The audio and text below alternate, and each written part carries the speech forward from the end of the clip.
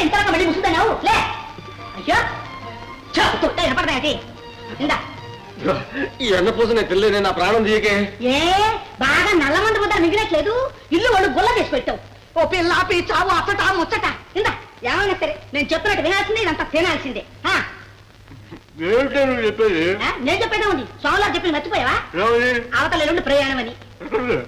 ఏట్లోకి కాట్లోకి 12 తీర్థాలు ములిగి 12 గుళ్ళలో కొబ్బరికాయ కొట్టడం సోమవారం చెప్పారు, విన్నా? విన్నా. ఈ వెన్న ముద్దలు మింగలేక సగం ప్రాణం ఇక్కడ కాయి, ఆ తీర్థయాత్రలో ముంచితే ఆ సగం ప్రాణం అక్కడ కాయి. అంతేలే, ఇంతంత నల్ల మంది ఉండాలి మీకు జోగి వాడికి. ఈ వెన్న ముద్దలు ఎందుకు పనికొస్తాయి?